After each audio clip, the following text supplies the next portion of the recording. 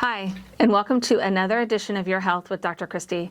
My name is Dr. Christy Reisinger, and today we're going to discuss baby aspirin. Baby aspirin is an available form of aspirin that has 81 milligrams of medication in each tablet. I find patients have so much confusion over aspirin. Who and when should patients take it?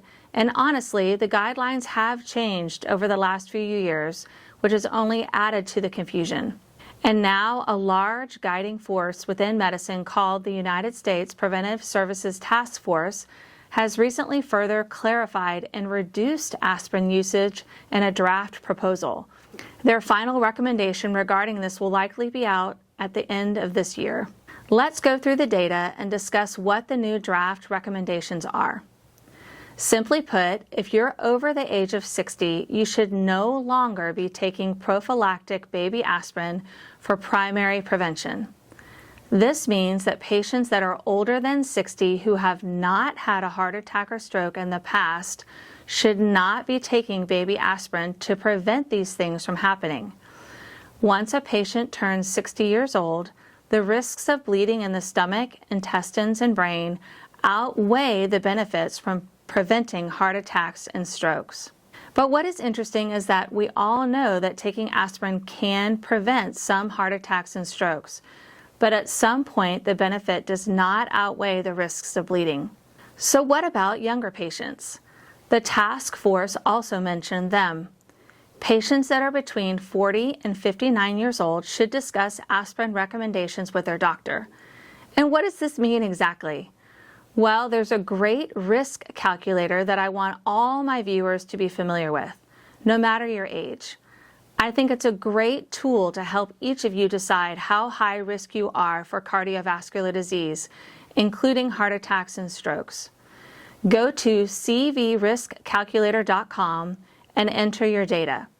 You need to have information about your most recent cholesterol and your most recent blood pressure reading. Simply enter in your data and you will get a percentage at the bottom of the form that gives you a risk of having a heart attack or stroke in the next 10 years. A number of 0 to 4.9% is considered low risk. A percentage of 5 to 7.4 is considered borderline.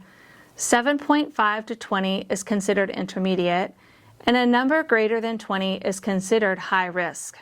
Then, at this point, you should have a discussion with your doctor about whether starting low-dose aspirin at 81 milligrams a day for the prevention of heart attacks and strokes is worth the risk of bleeding. It really is such an individual choice because this decision can also be affected by family history and whether you're taking other medications that can increase your bleeding risk. Also, this number can also guide your doctor about whether you should start taking a medication to lower your cholesterol, a medication called a statin. This is a pretty big change for this age of patients because the current recommendation that will likely be replaced by this draft proposal states that all adults between 50 and 59 with a cardiovascular risk of 10% or higher should be placed on aspirin. But I believe that as we continue to have better treatments for cholesterol, diabetes, and high blood pressure, the need for low-dose aspirin will likely continue to shrink. But the lingering question that we all have from this recent United States Preventive Services Task Force recommendation is what should be done for patients currently taking a baby aspirin because they're high risk and then that patient turns 60. Do they suddenly stop the aspirin? There really isn't any clear guidance on this, but the task force did mention that if the patients are doing fine on low-dose aspirin, and since the benefits are cumulative, it would be reasonable to keep patients on the low-dose aspirin until the age of 75. But this decision requires an important conversation with your doctor. And it brings up the point that there really are some things in medicine that are nuanced, without any clear right or wrong answer. At the end of the day, if you're 60 or older, do not start a baby aspirin to prevent a heart attack or stroke if you've never had one. If you're currently taking a baby aspirin because you've had a heart attack or stroke, please don't stop it. And if you're between 40 and 59, figure out your 10-year cardiovascular risk score and have a discussion with your doctor.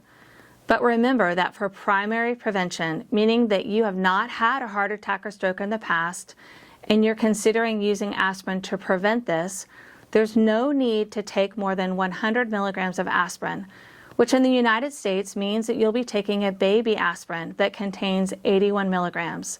There's simply no need to take the full strength aspirin that contains 325 milligrams of medication in it. This only increases your risk for bleeding without any of the benefits. And as always, please do not start or stop any medication without talking to your doctor first. Thanks for joining me.